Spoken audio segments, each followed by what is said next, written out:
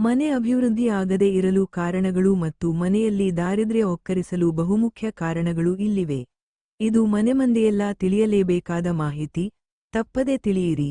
ನಾವು ಎಲ್ಲೇ ಹೋಗಲಿ, ಎಷ್ಟೇ ವೈಭವಯುತ ಸ್ಥಾನದಲ್ಲಿ ಕಳೆದರೂ ಅತ್ಯಂತ ಸಂತೋಷ ಮತ್ತು ನೆಮ್ಮದಿ ಸಿಗುವ ಸ್ಥಾನವೆಂದರೆ ಅದು ಮನೆಯಲ್ಲಿ ಮಾತ್ರ. ಎಷ್ಟೇ ಕಷ್ಟಪಟ್ಟು ದುಡಿದರೂ ಮನೆಯ ಏಳಿಗೆ ಆಗುತ್ತಿಲ್ಲ, ಅಭಿವೃದ್ಧಿ ಆಗುತ್ತಿಲ್ಲ ಎಂದು ಚಿಂತೆ ಮಾಡುತ್ತಿರುವಿರಾ? ಈ ವಿಷಯಗಳನ್ನು ತಿಳಿದುಕೊಳ್ಳಿ ಮತ್ತು ಈ ತಪ್ಪುಗಳನ್ನು ಯಾವತ್ತಿಗೂ ಮಾಡಲೇಬೇಡಿ. ಎಚ್ಚರ ಸ್ನೇಹಿತರೆ, ಅದಕ್ಕೂ ಮೊದಲು ನೀವು ನಿಮ್ಮ ಮನೆಯ ಏಳಿಗೆಯನ್ನ ಬಯಸುವುದಾದರೆ, ನೆಮ್ಮದಿಯ ಜೀವನವನ್ನು ಬಯಸುವುದಾದರೆ, ಶ್ರೀ ಲಕ್ಷ್ಮೀನಾರಾಯಣರ ಆಶೀರ್ವಾದವು ನಿಮ್ಮ ಮೇಲೆ ಸದಾ ಇರಬೇಕೆಂದು ನೀವು ಬಯಸಿದರೆ ಈ ವಿಡಿಯೋವನ್ನು 3 ಜನರಿಗೆ ಶೇರ್ ಮಾಡಿ, ಈ ವಿಡಿಯೋಗೆ ಒಂದು ಲೈಕ್ ಮಾಡಿ ಮತ್ತು ನಮ್ಮ ವ್ಯೂವರ್ಸ್ ಪ್ರಪಂಚ ಚಾನೆಲ್ ಅನ್ನು ಸಬ್ಸ್ಕ್ರೈಬ್ ಮಾಡಿ. ಕಾಮೆಂಟ್ ಬಾಕ್ಸ್ನಲ್ಲಿ ಓಂ ಶ್ರೀ ಲಕ್ಷ್ಮೀನಾರಾಯಣಾಯ ಎಂದು ಬರೆಯಿರಿ. ವಾಲೆಟ್ನಲ್ಲಿ ಚಿಲ್ಲರೆ ಹಣ ಮತ್ತು ನೋಟುಗಳನ್ನ ಒಟ್ಟಿಗೆ ಇಡಬಾರದು. ದೇವಸ್ಥಾನದಲ್ಲಿ ದಾನವನ್ನು ಮಾಡದೆ ಊಟ ಮಾಡಿ ಬರಬಾರದು. ನಾಗರ ಪೂಜೆ ಮಾಡುವ ಪದ್ಧತಿ ಅನುಸರಿಸದಿದ್ದರೆ, ನಿಮ್ಮ ಮನೆಯಲ್ಲಿ ನಾಗರ ಪೂಜೆ ಮಾಡುವ ಪದ್ಧತಿ ಇದ್ದರೆ ದಯವಿಟ್ಟು ಅದನ್ನು ಪಾಲನೆ ಮಾಡಿ. ಹರಕೆ ಮಾಡಿ ನೆನಪಿದ್ದರೂ ತೀರಿಸದೆ ಮುಂದಕ್ಕೆ ಹಾಕುವುದು ಕೂಡ ಬಹಳ ತಪ್ಪು. ಮನೆಯನ್ನು ಅಶುದ್ಧವಾಗಿ ಇಡುವುದು, ವಸ್ತುಗಳನ್ನು ಸರಿಯಾಗಿ ಇಡದೆ ಅತ್ತ ಇತ್ತ ಚೆಲ್ಲುವುದನ್ನು ಮಾಡಬೇಡಿ. ಹೊತ್ತು ಮುಳುಗಿ ಕತ್ತಲಾದರೂ ಸಹ ಮನೆಯ ದೀಪವನ್ನು ಹಚ್ಚದೆ ಕತ್ತಲಲ್ಲಿ ಇರಬೇಡಿ. ದೇವರ ಮುಂದೆ ದೀಪ ಹಚ್ಚದೆ ಇರುವುದು, ಹೀಗೆ ಮಾಡುವುದರಿಂದ ಮನೆಯಲ್ಲಿ ನಕಾರಾತ್ಮಕ ವಾತಾವರಣವು ಉಂಟಾಗುತ್ತದೆ. ದಿನನಿತ್ಯ ಸ್ನಾನ ಮಾಡದೆ ಹಾಗೆ ಇರುವುದು, ಮೈ ಸ್ನಾನವಾದರೂ ಮಾಡಿ ಕೊಳಕು ಮತ್ತು ಹರಿದ ಬಟ್ಟೆಗಳನ್ನ ಧರಿಸಬೇಡಿ.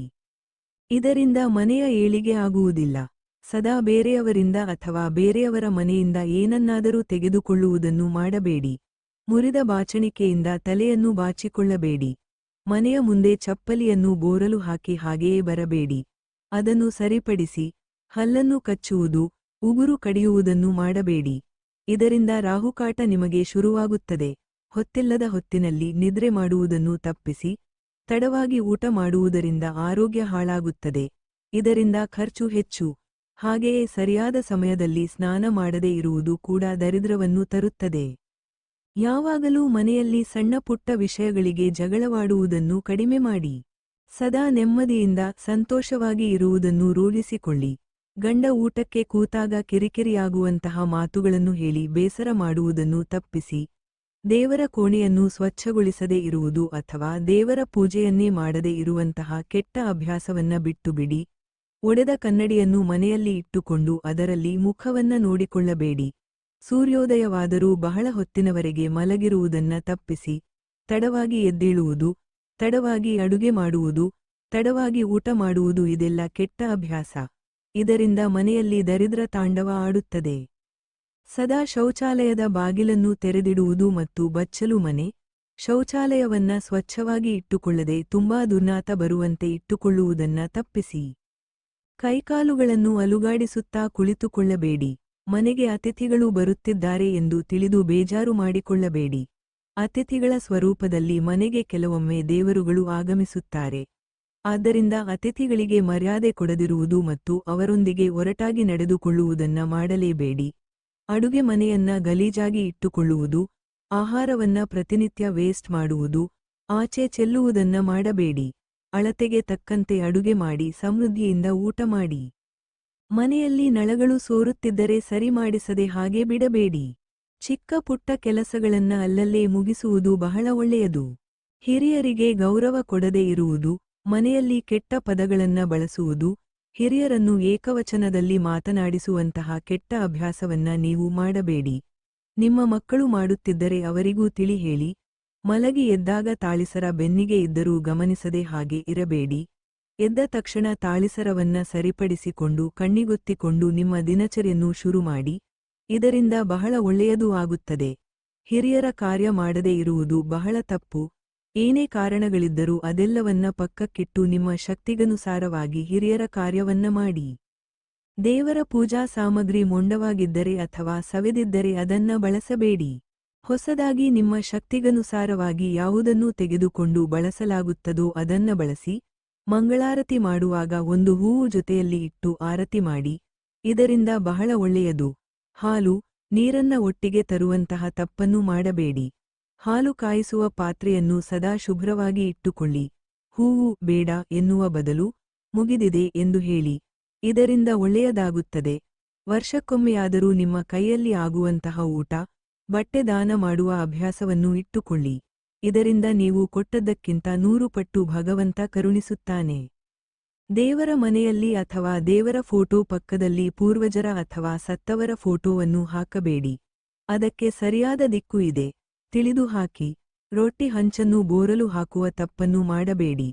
ಸದಾ ಮನೆಯಲ್ಲಿ ರೊಟ್ಟಿ ಹಂಚು, ತವಾ, ಬಾಣಲೆ, ಹಾಲು ಕಾಯಿಸುವ ಪಾತ್ರೆ ಇಂತಹದ್ದನ್ನೆಲ್ಲ ಬೋರಲು ಹಾಕಿ ಇಡಬಾರದು. ಹೆಣ್ಣು ಮಕ್ಕಳನ್ನ ಕೀಳಾಗಿ ನಡೆಸಿಕೊಳ್ಳುವ ಮನೆಯಲ್ಲಿ ಏಳಿಗೆ ಇರಲು ಸಾಧ್ಯವಿಲ್ಲ. ಲಕ್ಷ್ಮಿ ಸ್ವರೂಪವಾದ ಹೆಣ್ಣನ್ನು ಗೌರವದಿಂದ ನೋಡಿಕೊಳ್ಳಿ. ಇದರಿಂದ ಲಕ್ಷ್ಮಿ ಅಮ್ಮನವರು ನಿಮ್ಮ ಮನೆಯಲ್ಲೇ ನೆಲೆಸಿರುತ್ತಾರೆ. ಮೊಂಡು ಪೊರಕೆಯನ್ನ ಬಳಸಬೇಡಿ. ಸರಿಯಾದ ದಿನ ನೋಡಿ ಹಳೆಯದನ್ನು ಎಸೆದು ಹೊಸ ಪೊರಕೆ ಬಳಸಿ. ತುದಿಯನ್ನು ಮುರಿಯದೆ ಯಾವುದೇ ಹಣ್ಣುಗಳನ್ನ ನೈವೇದ್ಯ ಮಾಡಬೇಡಿ. ದೇವರಿಗೆ ನೈವೇದ್ಯವನ್ನ ಪೇಪರ್ ಅಥವಾ ಪ್ಲಾಸ್ಟಿಕ್ ಪ್ಲೇಟ್ನಲ್ಲಿ ಇಟ್ಟು ಮಾಡಲೇಬೇಡಿ. ಟವೆಲ್, ಚಾಪೆ ಅಥವಾ ಮಣೆ ಯಾವುದನ್ನೂ ಹಾಕಿಕೊಳ್ಳದೆ ನೆಲದ ಮೇಲೆ ಕುಳಿತು ಪೂಜೆ ಮಾಡುವ ಅಭ್ಯಾಸವಿದ್ದರೆ ಬಿಟ್ಟು ಬಿಡಿ. ದೇವರ ದರ್ಶನ ಪಡೆದು ಬಂದ ನಂತರ ಪಾದಗಳನ್ನ ತೊಳೆಯಬೇಡಿ. ಅಲ್ಲಿನ ಒಳ್ಳೆಯ ಶಕ್ತಿಯನ್ನು ಕಾಲು ತೊಳೆಯುವ ಮೂಲಕ ಆಚೆ ಹಾಕಬೇಡಿ. ಮುರಿದ ಬಾಚಣಿಕೆ ಬಡತನ ತರುತ್ತದೆ. ಅಂತಹವುಗಳನ್ನು ಎಸೆದು ಬಿಡಿ. ಅಂತ್ಯಕ್ರಿಯೆಯ ಮೆರವಣಿಗೆಯ ಮುಂದೆ ನಡೆಯುವ ತಪ್ಪನ್ನು ಮಾಡಬೇಡಿ. ಹಸಿದಿರುವವರಿಗೆ ಊಟ ಕೊಡದೆ ಕಳುಹಿಸಬೇಡಿ. ವಯಸ್ಸಾದವರು ಅಥವಾ ಮಕ್ಕಳಿಂದ ಖರೀದಿ ಮಾಡುವಾಗ ಅತಿಯಾಗಿ ಬೆಲೆ ಕಡಿಮೆ ಮಾಡಬೇಡಿ. ಬಾಗಿಲುಗಳ ಮೇಲೆ ಸಿಕ್ಕ ಫೋಟೋ ಅಂಟಿಸಬೇಡಿ. ಆಫೀಸ್ ಬ್ಯಾಗ್ ಅಥವಾ ಪರ್ಸ್ ಇಡಲು ಒಂದು ನಿಗದಿತ ಸ್ಥಳ ಮಾಡಿ. ಮನೆಯ ಒಳಗೆ ರಾತ್ರಿ ಇಡೀ ಕಸ ಅಥವಾ ಮುಸುರೆಯನ್ನು ಇಟ್ಟುಕೊಳ್ಳಬೇಡಿ. ಈಶಾನ್ಯ ದಿಕ್ಕಿನಲ್ಲಂತೂ ಇರಿಸಲೇಬೇಡಿ. ಮುಸ್ಸಂಜೆ ಹೊತ್ತು ಮಲಗುವುದು ಬೇಡ. ಊಟ ಇಟ್ಟಿರುವ ತಟ್ಟೆಯನ್ನು ದಾಟುವ ತಪ್ಪನ್ನು ಮಾಡಬೇಡಿ. ಹೊಸ್ತಿಲ ಮೇಲೆ ನಿಂತು ಏನನ್ನೂ ಕೊಡಬೇಡಿ ಅಥವಾ ತೆಗೆದುಕೊಳ್ಳಬೇಡಿ. ಊಟದ ತುತ್ತನ್ನು ತೂಕ ಹಾಕುತ್ತಾ ತಿನ್ನಬೇಡಿ ಅಥವಾ ಉಂಡೆಗಟ್ಟಬೇಡಿ. ಅತ್ತೆ ಸೊಸೆ ಜಗಳ, ಶಾಪ ಹಾಕುವುದು ಬಿಟ್ಟು ಬಿಡಿ. ಸದಾ ಶಾಂತವಾಗಿರಿ. ಭೇದಭಾವ ಮಾಡುವ ಮನೆಯಲ್ಲಿ ಲಕ್ಷ್ಮಿ ನೆಲೆಸುವುದಿಲ್ಲ. ಕೆಲಸ ಮುಂದೂಡಿದರೆ ದುಡ್ಡು ನಿಲ್ಲುವುದಿಲ್ಲ. ಮನೆಯ ಮ್ಯಾಟ್ ಕೊಳಕಾಗಿದ್ದರೆ ತಕ್ಷಣ ತೊಳೆಯಿರಿ. ಮಲಗುವ ಹಾಸಿಗೆ ವಾಸನೆ ಬರುತ್ತಿದ್ದರೆ ಬಿಸಿಲಿಗೆ ಹಾಕಿ ಶುಭ್ರಗೊಳಿಸಿ. ಒಣಗಿದ ಹೂವನ್ನು ದೇವರ ಕೋಣೆಯಲ್ಲಿ ಹಾಗೆಯೇ ಬಿಡಬೇಡಿ. ಮಕ್ಕಳ ಬಟ್ಟೆಯನ್ನು ಮಸಿ ಬಟ್ಟೆಯಾಗಿ ಬಳಸಬೇಡಿ. ಇದರಿಂದ ಮಕ್ಕಳ ಏಳಿಗೆ ಕುಂಠಿತವಾಗುತ್ತದೆ. ಇನ್ನು ಇತ್ಯಾದಿ ಇದೆ ಸ್ನೇಹಿತರೆ. ಹೇಳುತ್ತಾ ಹೋದರೆ ಮುಗಿಯುವುದೇ ಇಲ್ಲ. ಎಲ್ಲವನ್ನೂ ಪಾಲನೆ ಮಾಡಲಾಗದಿದ್ದರೂ ಪರವಾಗಿಲ್ಲ. ಕೆಲವೊಂದು ಚಿಕ್ಕ ಬದಲಾವಣೆಗಳನ್ನು ಮಾಡಿಕೊಳ್ಳಿ. ನಿಮ್ಮ ಮನೆಯಲ್ಲಿ ಆಗುವ ವ್ಯತ್ಯಾಸವನ್ನು ನೀವೇ ನೋಡುತ್ತೀರಿ. ಮನೆ ಎಂದರೆ ಅದು ಸ್ವರ್ಗ. ಅದನ್ನು ಮಂದಿರ ಮಾಡುವುದು ನಿಮ್ಮ ಕೈಯಲ್ಲಿದೆ. ಶ್ರೀ ಲಕ್ಷ್ಮೀನಾರಾಯಣರು ಎಲ್ಲರಿಗೂ ಒಳ್ಳೆಯದನ್ನೇ ಮಾಡಲಿ. ಧನ್ಯವಾದಗಳು.